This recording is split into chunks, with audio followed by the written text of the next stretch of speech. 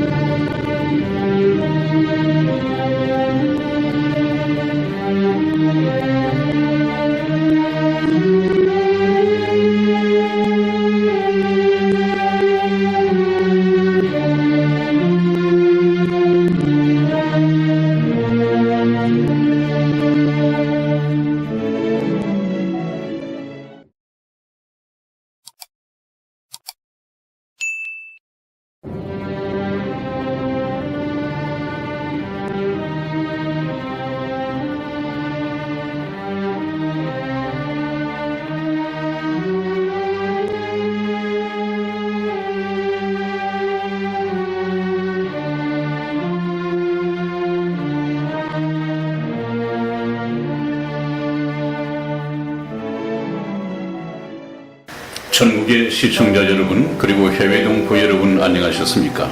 지금부터 선한 목자 텔레비전 방송을 시작하겠습니다. 먼저 하나님께 기도드리겠습니다. 여호와여, 주의 율례의 도를 내게 가르치소서. 내가 끝까지 지키리이다. 나로 깨닫게 하소서. 내가 주의 법을 준행하며 진심으로 지키리이다. 주의 말씀의 맛이 내게 어찌 그리 단지요, 내 입에 꿀보다 더하니이다. 주의 말씀은 내 발의 등이요 내 길의 빛이니이다. 아멘. 아멘. 우주와 그 가운데 있는 만물을 창조하신 전지전능하신 하나님 아버지, 오늘도 사랑하는 선한 목자 텔레비전 방송의 시청자분들과 거룩하신 하나님의 말씀을 배울 수 있도록 귀한 시간 허락하시니 감사합니다. 아멘. 말씀을 사모하고 이 시간을 기다려온 한 사람 한 사람의 심령을 능력의 장중에 붙들어 주시어 참 하나님과 하나님께서 보내신 자 예수 그리스도를 깨달아 믿게 하심으로 영원한 생명을 얻도록 인도하여 주시옵소서. 우리 주 예수님의 이름으로 기도하였습니다. 아멘. 아멘.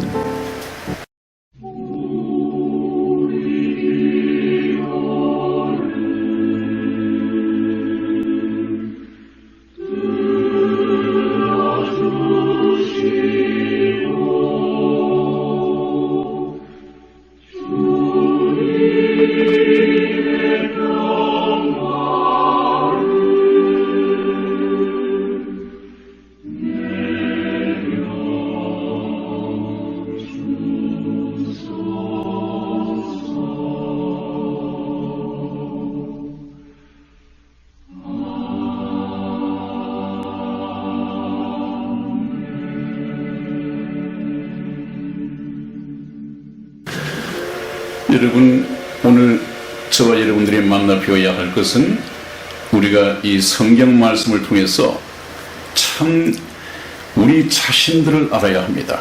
성경 말씀은 하나님께서 성경 말씀을 통해서 우리가 하나님을 알고, 우리 자신들도 성경 말씀을 통해서 우리가 누구인가, 우리가 이 세상에 태어난 목적이 무엇인가, 무엇을 위해서 살다가 가야 하는가, 아주 근본적인 문제, 이 근본적인 문제를 세상의 그 어떤 학문도 해결해 주지 못하고 있다. 이것은 우리를 창조하신 하나님께서만 말씀하실 수 있는 부분입니다. 그래서 우리가 성경 말씀을 바로 보지 못한다면 영원한 해답을 얻을 수 없는 것이죠. 혹시 여러분 이런 대중가요 가사를 아십니까? 광막한 광야를 달리는 인생아, 너는 무엇을 찾으러 왔느냐. 참 저는 젊었을 때 저 대중가요를 들으면서 바로 제 머리에 와닿는, 지금도 뇌리에 남아있는 이 가사가 바로 저 부분입니다. 광막한 광야를 달리는 인생아, 너는 무엇을 찾으러 왔느냐. 그렇습니다. 우리 인생은 너나 할 것 없이 모든 인류가 이 세상에 태어나서 7, 80년을 사는 동안에 무엇을 찾아야 합니다. 이것을 찾기 위해서 왔습니다. 우리 인생은 하나님 앞에서 잃어버린 것이 있습니다. 그 잃어버린 것이 무엇이냐? 영원한 생명입니다. 우리는 영원한 생명을 가지고 영원한 나라에서 영원하신 하나님과 함께 영원 복락을 누리면서 살아가고 있어야 할 터인데, 우리의 근본 조상이었던 이 아담과 하와가 영원한 생명을 얻는 일에 실패를 했습니다. 그래서 아담과 하와의 후예로 태어난 후손들인 저와 여러분들도 같은 유전인자 속에서 이런 슬픈 인생, 7, 80년밖에 살 수 없는, 그것도 육체로 생로병사하는 비극적인 운명을 가지고 태어날 수밖에 없었습니다. 이것이 참 비극이죠. 그래서 우리는 하나님으로부터 7, 80년을 살 수 있는 이 기회를 그래도 다시 부여를 받았습니다. 그래서 이 7, 80년은 지난번에 말씀드린 것처럼 그늘 속의 배짱이처럼 노세 젊어서 노세 늙어지면 못 노나니, 이렇게 띵띵거리면서 살려고 해서 주어진 7, 80년이 아닙니다. 이것은 우리가 참 자숙해야 할 기간이고요, 근신해야 할 기간이고, 주어진 7, 80년 동안 무엇을 위해서 살아야 하는가, 무엇을 찾기 위해서 왔는가. 여러분, 저와 여러분들은 7, 80년 사는 동안에 찾아야 할 것이 있습니다. 그것이 무엇이겠습니까? 성경에서 말씀하시는 영원한 생명입니다. 영원한 생명을 얻어서 영원한 천국에 들어가 하나님과 함께 영원 복락을 누리면서 생로병사함이 없는, 염려 근심 걱정이 없는 그 나라에서 영원히 사는 것입니다. 그 기회를 주시기 위해서 하나님께서는 인류 역사를 계획하시고 경영해 가신다 하는 말씀을 제가 드렸습니다. 이것은 제 생각이 아니라 성경을 통해서 계시해 주신 하나님의 계획이라고 말씀을 드렸고, 여러분들도 공감을 했을 것입니다.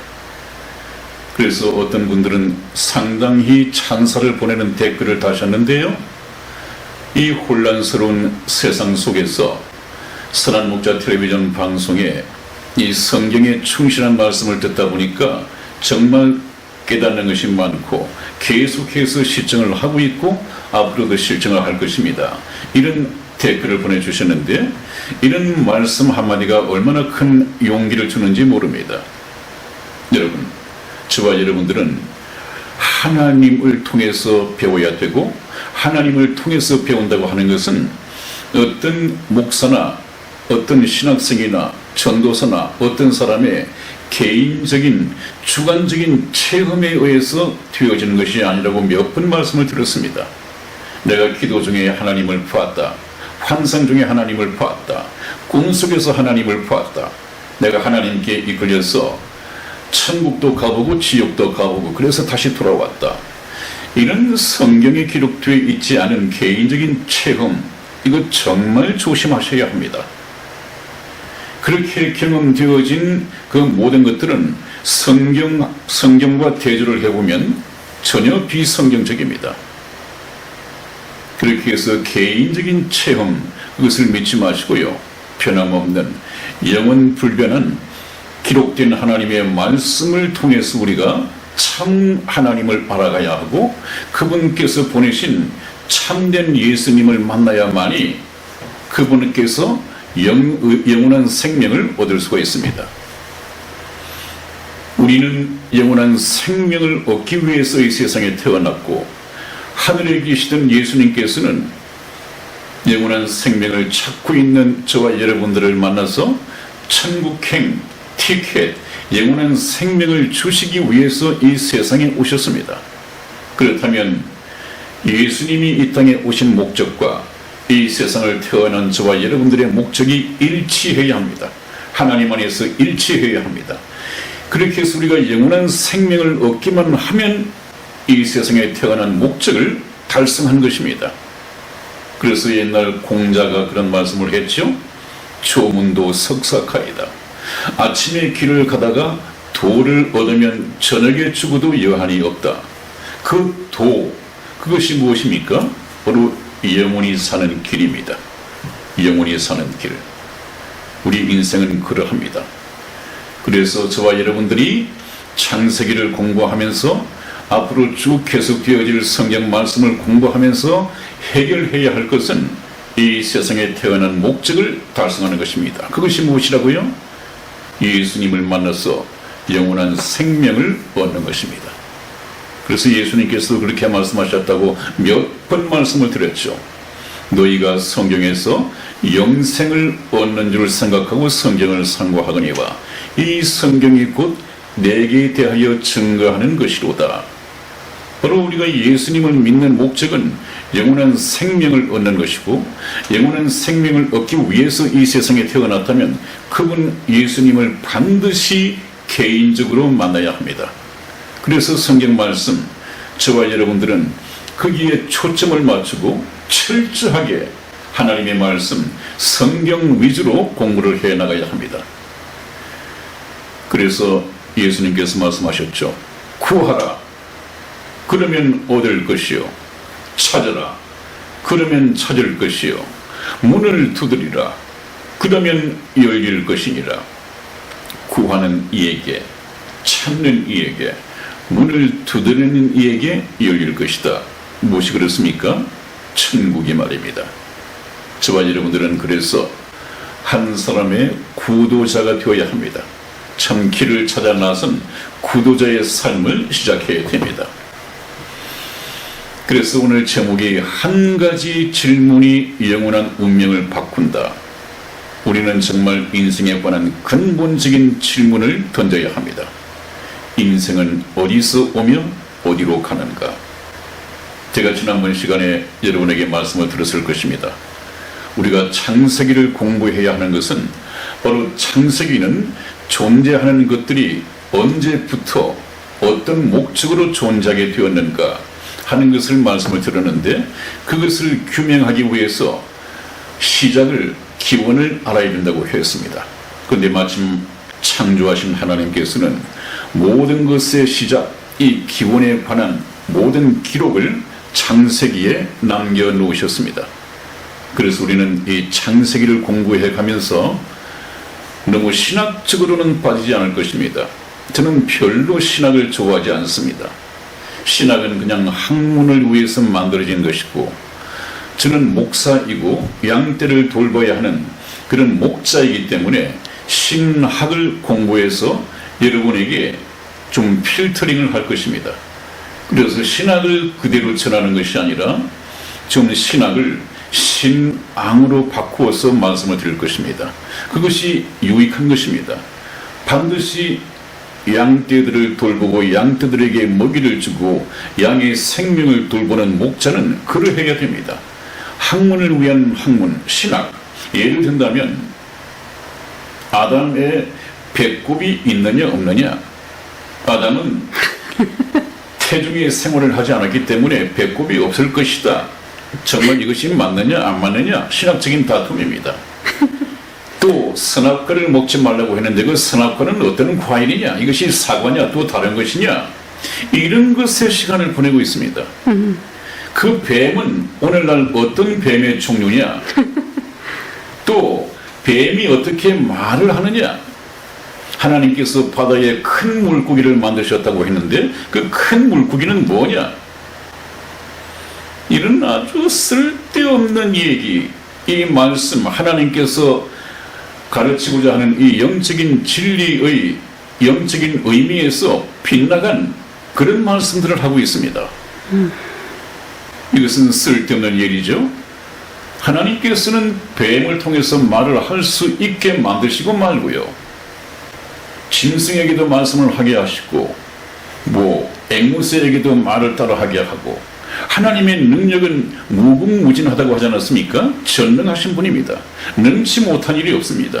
그것을 괜히 신학자들이 뭔가 한번 튀어보려고, 뭔가 한번 명성을 떨쳐보겠다고 쓸데없는 곳에 관심을 돌리고 있습니다. 이것은 결코 성령의 인도하심이라고 볼 수 없는 것이죠. 오늘 말씀을 한번 보십시다. 하나님의 말씀을 있는 그대로 공부하면 그렇게 어렵지 않습니다. 하나님께서는 성경을 말씀하실 때 목사들이 조금만 공부해서 우리 평신도들의 눈높이에 맞도록 조금만 변형을 시키면 얼마든지 이해가 가능하도록 함께 같이 성경 말씀을 읽으면서 깨달을 수 있도록 그렇게 낮춰놓으셨습니다. 수준을 낮춰놓으셨습니다. 쉽게. 그래서 오늘 지난번 시간에 이어서 다시 공부를 하겠습니다. 지난번에 1장 1절에서 태초에 하나님이 천지를 창조하시니라, 이 하나님의 선포를 저희가 감동적으로 받아들여 봤습니다.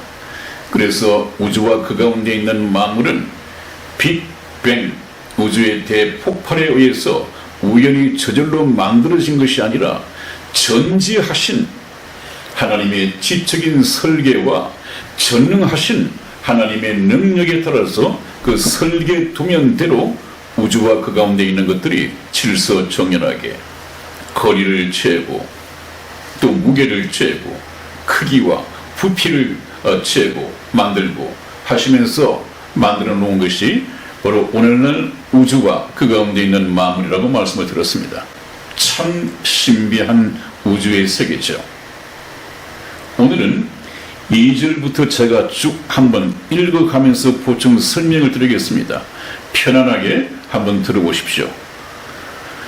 오늘 이것은 편집상의 일이 많기 때문에 따로 성경 말씀을 화면에 띄우지 않고 여러분들께서 성경 말씀을 펼치시고 충분한 시간을 가지시고 성경 말씀을 펼치신 가운데 눈으로 따라 읽으시면서 제 보충 설명을 들으시면 참 좋겠습니다.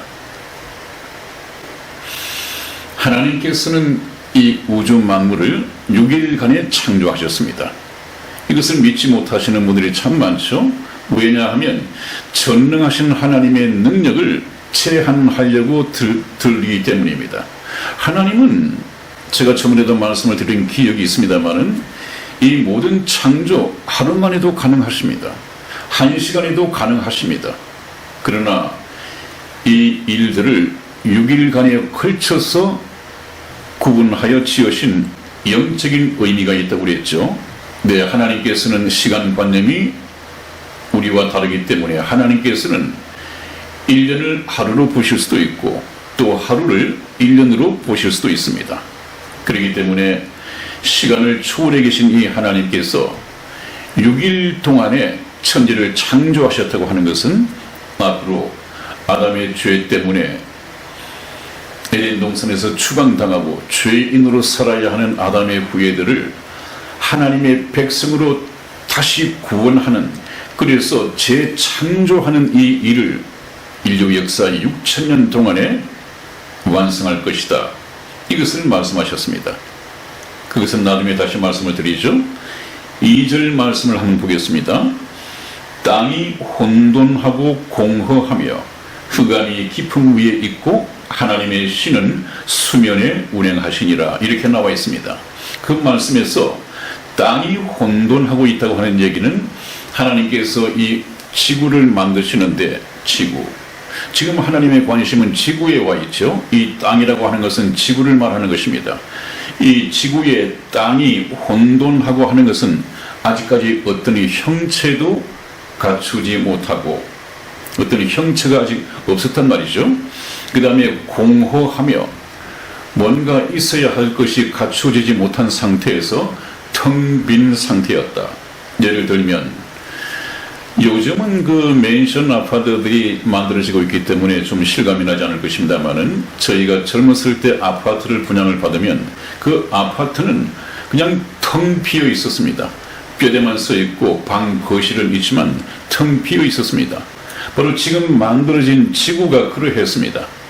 그러면 이제 이사한 사람이 들어가서 빈 공간에 가구를 넣기도 하고 책상도 갖다 놓고 필요한 것으로 채우죠. 그래야만이 사람이 살 수 있는 이 집이 완성이 되듯이 하나님께서 지구를 만드시는 이 과정의 모습이 그러합니다. 공허하며 아직까지 뭔가를 채우지 않았단 말이죠. 텅 비어 있었단 말이죠. 그 다음에 흑암이 깊은 위에 있고 그 빛도 없었습니다. 그냥 캄캄한 이 흑암, 이것이 지금은 완전히 지구의 땅은 모습을 보이지 않고 물로만 되어 있었을 텐데 흑암이 깊은 위에 있었다. 캄캄한 흑암이 있었다는 말이죠. 그리고 하나님의 신은, 이 하나님의 신은 성령이십니다. 성령. 성령께서는 신약시대에 와서 오늘날 활동하시는 것만 아니고요. 오늘날 활동하시는 분도 성령이시지만 영원하신 이 성령께서는 이미 지금 태초에 천지를 창조하실 때 삼위일체 하나님으로서 이미 역사하셨습니다. 그 창조하시는 일에 참여를 하셨습니다. 성령은 수면에 운행하시니라 하는 이 운행이라고 하는 것은 원어적인 의미가 그렇습니다. 새가 새끼를 부화하기 위해서 알을 낳아야 되고 알을 낳기 위해서는 둥지를 만들어야 하는데 이 알을 품기 위해서 모든 것을 준비하듯이 그렇게 새가 알을 품다라는 그런 의미가 포함이 되어 있습니다. 이 말씀은 이제 하나님께서 지구를 만드시고 이 지구 속에 지구를 보금자리 삼아서 하나님의 형상으로 지음을 받은 우리 인간들이 태어나서 살아갈 그런 환경을 만들기 위해서 지금 열심히 일하고 계신 모습을 암시적으로 나타내고 있습니다. 그것이 2절 말씀입니다. 그래 놓고 하나님께서 제일 먼저 하신 일이 무엇이냐? 하나님이 가라사대 빛이 있으라 하심에 빛이 있었고 그랬습니다. 참 경이롭지 않습니까?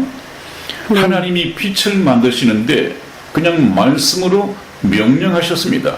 빛이 있으라고 명령하시니까 그대로 빛이 만들어졌습니다. 이 순서는 정말로 중요하죠. 네. 정말로 과학적이죠. 캄캄했습니다. 여러분들이 집에서 캄캄하게 전기가 정전이 되어버렸는데 할 수 있는 일이 무엇입니까? 제일 먼저 해야 할 것이 불을 밝혀서 촛불이라도 밝혀서 이 방을 밝히는 것입니다. 집안을 밝히는 것입니다. 흑암이 캄캄한 위에 있었는데 하나님께서는 제일 먼저 만드신 것이 빛이었습니다. 그런데 이 빛은 물리적인 빛이 아니라 하나님의 빛이었습니다. 이것을 어거스틴은 하나님의 영적인 은사라고도 표현을 하는데 이 빛은 바로 하나님의 빛이었고 앞으로 태어날 우주 만물이든 모든 생명체에게 에너지를 공급하는 에너지 원으로서의 빛이었습니다. 모든 생명체에 에너지를 공급할 수 있는 에너지 원으로서의 빛이었습니다. 그래서 3절 말씀을 보면 하나님이 가라사대 빛이 있으라 하시림에 빛이 있었고 그 빛이 하나님의 보시기에 좋았더라. 이제 하나님이 보시기에 좋아야 합니다. 하나님이 지으시는 것은 하나님 입장에서 하나님 중심에서 하나님 보시기에 좋아야 합니다. 그래서 그 빛이 하나님 보시기에 좋았더라. 하나님이 빛과 어둠을 나누사, 이제 빛과 어둠이 나누어지죠. 하나님은 지금부터 계속해서 나누는 일을 하십니다. 이것이 제일 마지막에는 천국과 지옥으로 나누어지는 일로 종교를 짓게 됩니다. 하나님의 아들과 마귀의 자녀들, 알곡과 쭉정이, 좋은 물고기와 나쁜 물고기, 양과 염소, 이렇게 하나님께서는 전부 나누십니다. 하나님께서 나누시는 그 부류 속에 저와 여러분들은 하나님께서 좋아하시는 슬기로운 다섯 처녀가 되어야 하고 성령으로 거듭난 자가 되어야 하고 천국에 갈 자로서 알곡을 열매 맺는 그런 자들이 되어야겠죠. 그것을 이미 하나님께서는 나누는 작업을 하고 계십니다. 그래서 5절 말씀에 그 빛을 낮이라 칭하시고 어두움을 밤이라 칭하시니라. 저녁이 되며 아침이 되니 이는 첫째 날이니라. 이것은 유대인들의 하루 계산 방법입니다. 이 성경을 기록받은 유대인들은 바로 저녁이 되면서 아침이 돼야 하루가 시작이 된다고 이렇게 생각하고 있습니다. 실제 그렇게 계산하고 있습니다. 그러나 유대인을 제외한 모든 세계 나라들은 아침이 되고 밤이 되면 하루가 지나간다 그렇게 얘기를 하죠. 그래서 첫째 날이 이렇게 해서 지나갔습니다. 그 다음 둘째 날을 한번 봅니다. 둘째 날 6절에서 8절까지 말씀이죠. 하나님이 가라사대, 또 가라사대 하는 것은 말씀하시되 그 말 아닙니까? 하나님이 가라사대, 물 가운데 궁창이 있어. 이 하늘입니다. 하늘. 지금 첫째 하늘, 이 대기권 안에 있는 하늘을 말하는 것입니다. 궁창 아래의 물과 궁창 위의 물로 나누게 하심에 그대로 되니라. 하나님께서 생각하시고 말씀하신 그대로 모든 것이 이루어져 가고 있습니다. 하나님의 말씀을 거역할 수 있는 것은 없는 것이죠. 아마 여러분들 가운데서 신학생이 되기 위해서 말씀을 들으시는 분들도 있으실 것이고, 그 다음에 구원을 받기 위해서 말씀을 들으시는 분들도 계실 터인데, 한번 쭉 들어보십시오. 신학을 공부하고자 하시는 분은 신학교에 가서 또다시 좀 더 구체적으로 배우시면 되는 것이고, 구원받고 천국에 들기를 원하시는 분은 이 말씀으로 우리가 6일간의 창조를 공부해도 틀림없을 것입니다. 성경에 충실하게 성경을 가지고 한번 말씀을 나눠보겠습니다. 그리고 8절 말씀을 보면 하나님이 궁창을 하늘이라 칭하시니라. 저녁이 되며 아침이 되니 이는 둘째 날이니라. 여러분들, 이 궁창 위에 물이 있고 궁창 아래 물이 있다고 말씀을 드렸습니다. 그래서 궁창 아래에 있는 물을 바다라고 칭하셨는데, 궁창 위에 물이 있다고 하잖아요. 저번에 제가 노아의 홍수 때 그렇게 말씀을 드렸죠. 궁창 위에 물이 있었는데 노아의 홍수 때 하늘에서 구멍이 난 것처럼 하늘의 창이 열리고 전부 땅으로 쏟아져 내렸다. 그래서 이제는 노아의 홍수 이후에는 궁창 위에 물이 없어져 버렸습니다. 그래서 지구 환경에 큰 변화가 왔다고 그랬죠. 이 궁창 위에 물이 있을 때에는 지구 환경이 달랐습니다. 계절도 아직까지 없었습니다.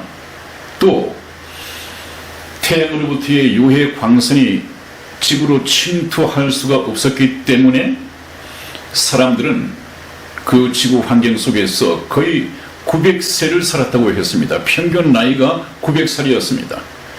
인류 역사상 가장 오래 장수한 사람 무드셀라의 나이는 969살로 이 세상에서 향년을 누리고 세상을 떠났다고 그렇게 말씀을 드렸습니다. 그리고 이 궁창 위에 물이 다 쏟아진 노아의 홍수 이후에 인간들의 수명은 약 120살로 거의 급락해버렸습니다.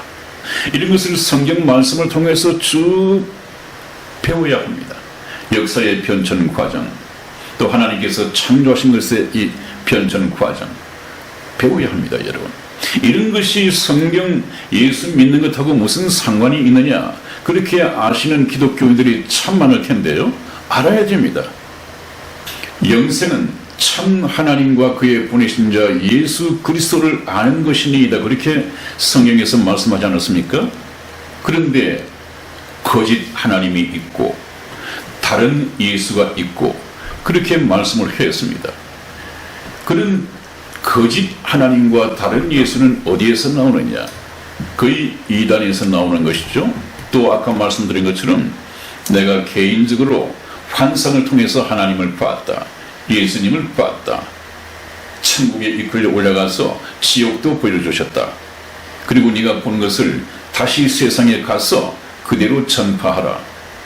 이런 것은 참 위험한 간증이죠. 그런 곳에서 거짓 하나님, 다른 예수가 교회 강단을 통해서 간증되어지고 듣는 청중들은 그것이 사실인 것으로 받아들일 위험이 상당히 높습니다. 그래서 우리는 기록된 성경 말씀에 충실해서 공부를 해야 합니다. 그 다음에 11절 말씀을 봅니다. 11절 말씀. 하나님이 가라사대 땅은 풀과 씨 맺는 채소와 각기 종류대로 씨 가진 열매 맺는 과목을 내라 하심에 그대로 되어 땅이 풀과 각기 종류대로 씨 맺는 채소와 각기 종류대로 씨 가진 열매 맺는 나무를 내니 하나님이 보시기에 좋았더라. 이것이 바로 셋째 날 창조하신 것입니다. 셋째 날에는 우리가 여기서 주의해서 봐야 할 말씀이 있습니다.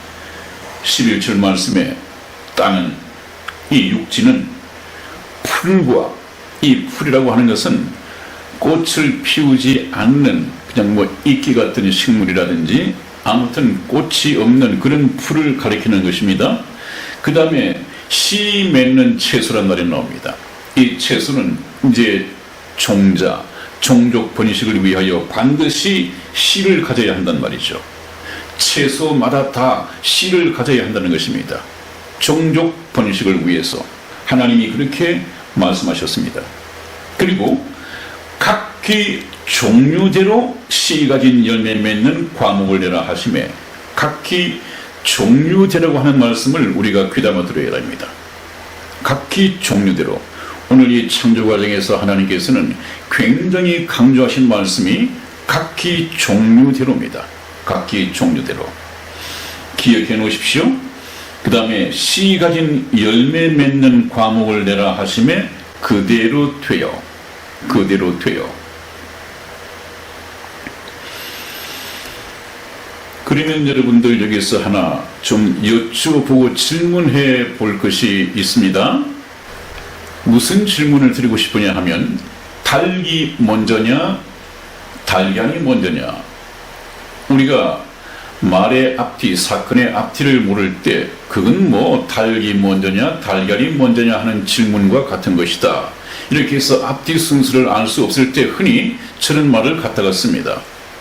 그런데 오랜 수수께끼에 해답이 나왔습니다. 여러분들은 어떻게 생각하세요? 닭이 먼저이겠습니까? 계란이 먼저이겠습니까? 아니면 아직까지 수수께끼로 남아있습니까? 우리 이승희 집사님은 아시기에 어느 게 먼저다? 네, 당연히 닭이 먼저죠. 닭이 먼저죠. 네네. 어떤 근거가 있습니까? 네. 우겨서 될 문제가 아니라 근거가 있습니까? 아까 말씀하셨잖아요. 각기 종류대로 씨 맺는 네. 과목을 네. 내라. 정말 똑똑해요. 우선이 그렇게 말씀하시면 우리 시청자들은 또 웃습니다. 그렇게 담임 목사가 누구인지 모르지만 네네. 여러분 이 오랜 수수께끼의 해답이 나왔다고 하는데요.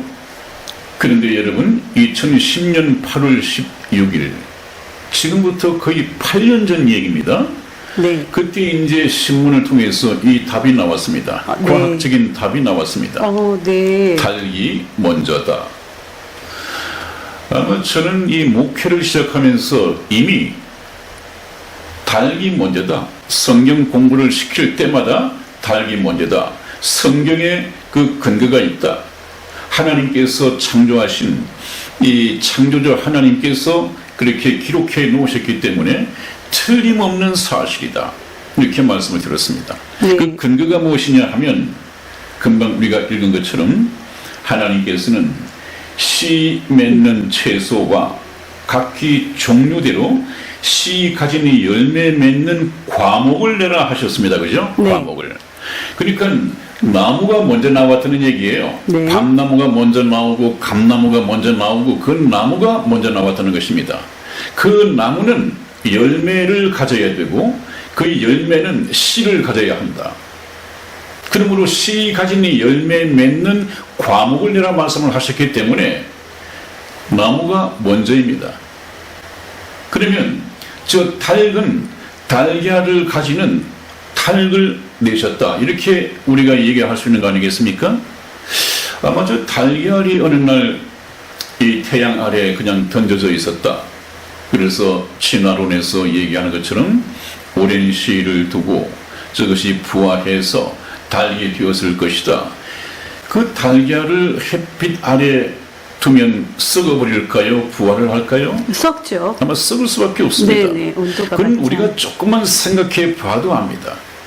그러면 닭이 저 알을 낳고 그 알을 닭이 자기 품 속에 품어줘야만이 어미 날개의 품 속에서 병아리로 부화가 되는 거 아니겠어요? 네. 이건 하나님께서 만드신 자연 법칙입니다, 여러분.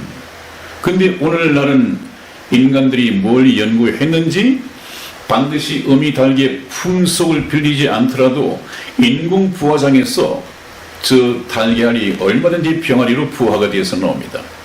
가능한 얘기입니다. 왜 그렇습니까? 하나님께서는 모든 생명체, 나무이든 짐승이든 저 닭이든 모든 씨 속에 유전자를 두셨단 말이에요. 네. 그 형질을 그대로 다시 재창조해내는, 종족을 번식시키는 DNA를 두셨단 말이에요. 과학적으로. 그렇기 때문에 닭의 모습을 하나님이 먼저 디자인해서 만드시고 그 닭에게 DNA를 주시고 그 DNA는 하나님께서 창조하신 그 닭의 모습, 닭의 외형, 닭의 생김새 그대로 복제해낼 수 있도록 DNA를 그 달걀 속에 두셨단 말이죠. 그런 것이 요새 생명공학이라든지 이런 것을 통해서 우리가 많이 접하게 되지 않습니까? 네. 모든 것이 법칙으로 되어 있거든요. 여러분, 모든 것이 법칙으로 되어 있습니다. 우리가 쉽게 말하면 콩 심은 데 콩 나고 팥 심은 데 팥 난다. 그 말이 무슨 말입니까? 그 콩알 속에도 역시 하나님께서 만드신 DNA 유전 인자가 있습니다. 물론 팥 속에도 마찬가지입니다. 그것은 법칙입니다. 그렇기 때문에 콩씨를 100만 개를 뿌렸는데 그 100만 개 속에서 팥이 나올 수 있는 확률이 있습니까? 없습니까? 없습니다. 전혀 없습니다. 진화론자들처럼 우연히 저절로 만들어졌다면 그나마도 확률이 있을 텐데 이것은 하나님께서 법칙으로 만드셨습니다. 그런 법은 없습니다. 그래서 그런 것을 연구하다 보니까 어떻습니까? 우리 논산에는 딸기 생선이 참 유명한데 이 딸기 얼마나 맛있습니까? 네. 이 맛있는 딸기를 사시사철 먹을 수 없을까라고 연구한 끝에 그렇지, 이 딸기는 수분 얼마, 온도 얼마, 뭐 이런 제반 자연적인 조건이 있을 것 아니에요. 그 DNA 속에 간직되어 있는 유전 정보가 있을 것 아니겠습니까? 네. 이 정보를 알아내 가지고 이것대로 뭐 바퀴는 겨울이라 하더라도 비닐하우스를 만들어서 그런 온도와 습도를 만들어주면 이 딸기라는 식물은 지가 뭐 봄인지 그 알 필요 없습니다. 적당한 온도와 습도가 주어지면 그냥 싹을 내고 딸기 열매를 맺는단 말이죠. 수박도 마찬가지고 사시사철 먹을 수 있는 과일들이 만들어지는 것이 바로 그것입니다. 하나님의 법칙을, 유전자 법칙을 연구해 가지고 만들어낸 작품들입니다. 그것은 무엇을 말합니까? 모든 것은 하나님께서 말씀하셨다고 하는 것은 바로 하나님이 법칙으로서 모든 만물을 지어 만드셨다, 그 말씀이죠. 네, 여러분 다시 보겠습니다.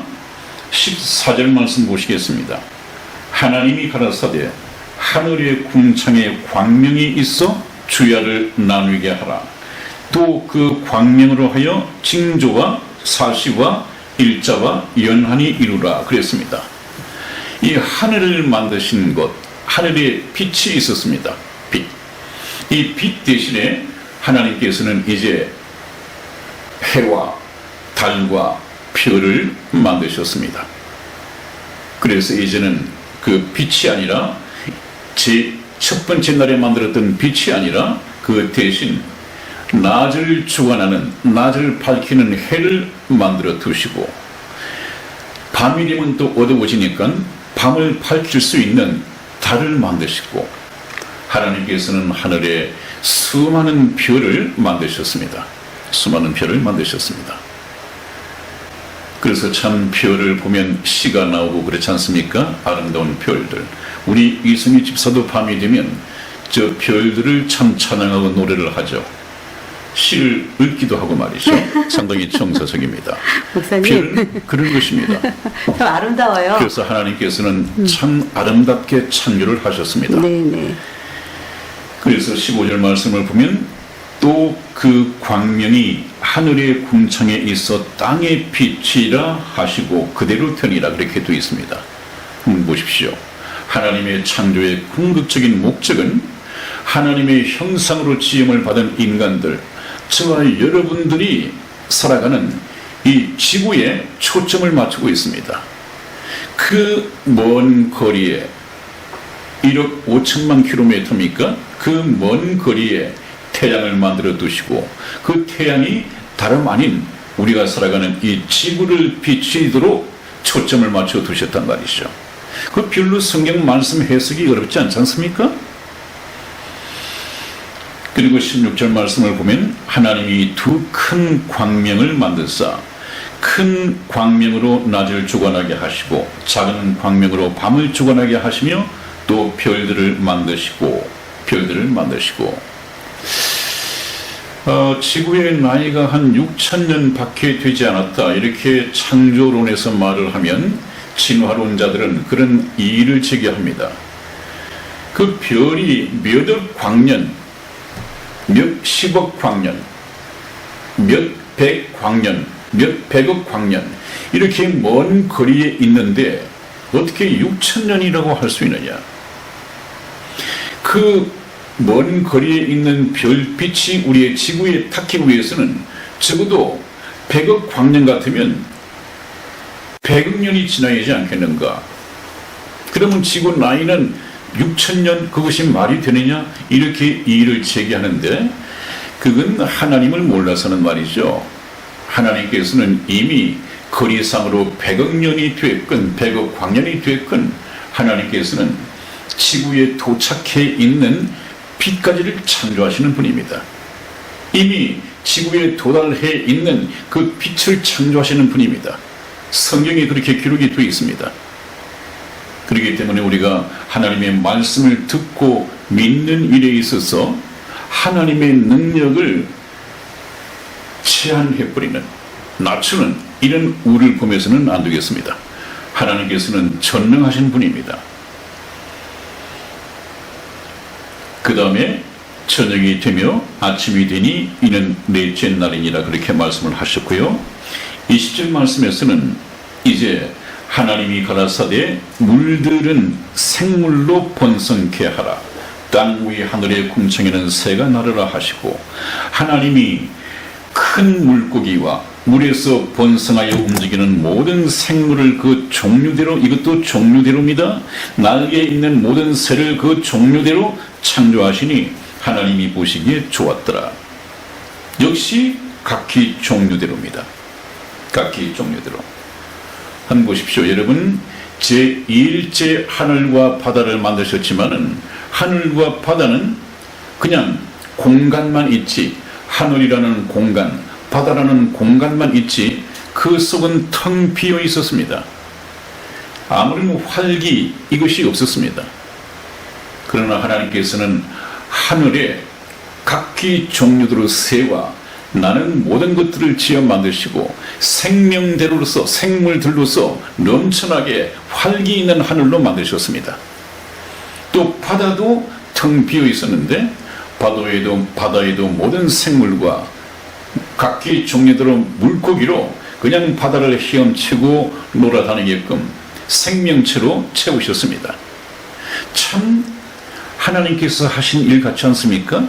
우연히 된 것이 아니라 먼저 하늘과 바다라는 공간을 만드시고 거기에 하늘에는 새를, 바다에는 물고기로 채워 넣으시고 하나님의 작품입니다, 여러분. 또 제3일에 땅과 육지의 식물을 먼저 만드셨다고 했죠? 그 식물을 제3일에 먼저 만드신 것은 그 옆에 제6일째 마지막 날에 육축, 짐승, 또 그 다음에 뭐 기는 벌레들, 이런 생명들이 만들어지면 바로 먹을 것이 준비되어 있어야 하기 때문에 먼저 3일 전에 하나님께서는 땅에 식물이 먼저 나도록 준비해 놓으셨습니다. 이 얼마나 세심한 배려입니까? 그래서 과학자들도, 또 생명과학자들도 모세가 기록했지만 하나님의 창조 순서가 이런 순서를 밟지 않는다면 결코 생태계는 살아남을 수 없었을 것이다. 완벽한 과학적인 작품이다. 이렇게 찬사를 보내고 있습니다. 그래서 이제 제6일째 한번 가보겠습니다. 네, 여러분 24절 여섯째 날입니다. 하나님께서 말씀하시기를 땅은 생물을 그 종류대로 내되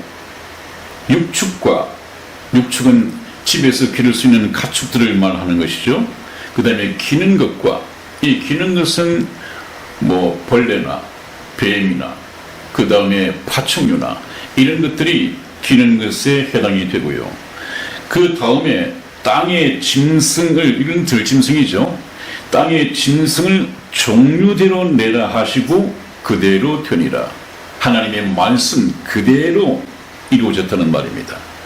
그랬더니 하나님이 땅의 짐승을 그 종류대로, 육축을 그 종류대로, 땅에 기는 모든 것을 그 종류대로 만드시니 하나님의 보시기에 좋았더라. 그렇게 되어 있습니다. 보시기에 좋았더라. 그래서 하나님이 보시기에 좋도록 지음을 받았습니다. 그래서 오늘 여기서 말씀을 끝맺어야겠습니다. 조금 시간상 좀 덜 된 것은 다음 시간에 계속해서 말씀을 드리고요. 오늘은 여기에서 일단 끝을 맺겠습니다. 네, 여러분들, 저는 여러분들에게 이 성경 공부를 말씀드릴 때 어떤 공학적으로 너무 흐르지 않을 것이고 또 신학적으로도 너무 흐르지 않을 것입니다. 왜냐하면 저와 여러분들이 성경 공부를 하는 목적은 우리가 하나님을 알고 나를 알고 예수 그리스도를 알아서 영원한 생명을 얻는 것이 목적이기 때문에 이 목적에서 벗어나지를 않을 것입니다.